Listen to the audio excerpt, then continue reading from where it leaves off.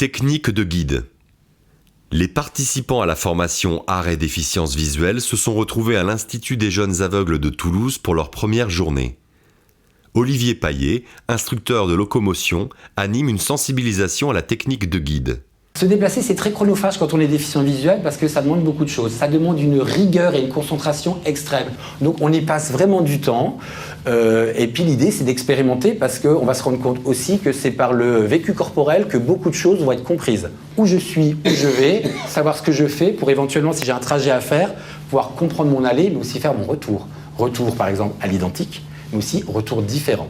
Et ça, pour ça, il faut que j'ai une représentation mentale de mon environnement. Vous êtes avec une personne, et donc l'idée de cette technique de guide, c'est que ça va vous permettre aussi de garder du lien avec cette personne, qu'elle puisse aussi ne pas être que concentrée sur son déplacement, mais puisse aussi continuer à être dans l'interaction.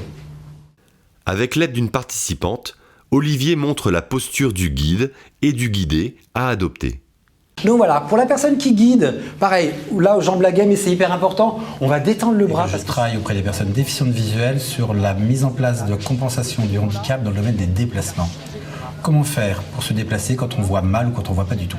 Dans le cadre de cet atelier, l'idée est d'expliquer un peu la problématique du déplacement pour les personnes déficientes visuelles.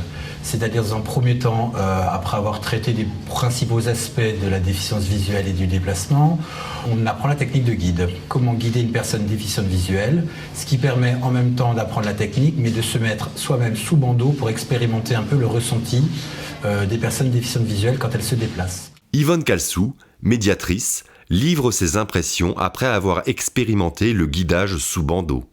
La locomotion, c'est celui qui émotionnellement m'a le plus bouleversée. Vraiment.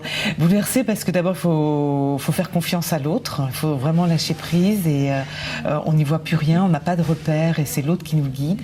Bon, ça m'a renvoyé aussi à des peurs enfantines, quoi. Quand je jouais à Colin-Maillard, c'était vraiment la peur d'être abandonné. Si on perd le contact de l'autre, on est vraiment perdu. Les participants guident puis sont guidés sous bandeau. Ils traversent les couloirs de l'Institut, passent les portes, les escaliers, sortent dans la cour. Il est extrêmement important pour moi d'avoir une meilleure connaissance du handicap et de la déficience visuelle pour accueillir au mieux les personnes. Un accueil qui soit physique, tout simplement dans les expositions, mais aussi comment, une fois qu'on a bien compris tous les enjeux liés à la déficience visuelle, on peut amener une meilleure compréhension du travail lié à la médiation culturelle et à l'accès aux œuvres. Nicolas guide Yvonne qui est sous bandeau. Il passe une porte qui se referme sur eux. Nicolas est embarrassé. Il faut guider Yvonne qui tient son coude et tenir la porte en même temps. J'étais très surprise de voir comment dans l'espace on pouvait se sentir les masses et les volumes. Ça, je ne pensais pas que j'allais le sentir aussi fort. C'est-à-dire que dans le couloir, j'étais rassurée. J'allais dans un espace plus large.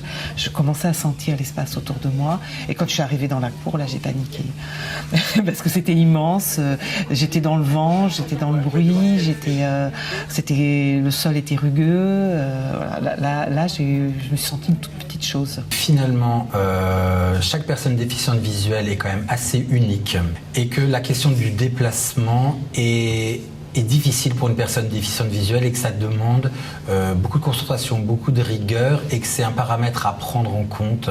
Si on peut comprendre qu'en aidant à se déplacer, on va aider à aller vers la culture, c'est un frein qui sauterait et qui permettrait un meilleur accès à la culture. Le déplacement pour moi n'est qu'un biais. On se déplace vers ou pour quelque chose.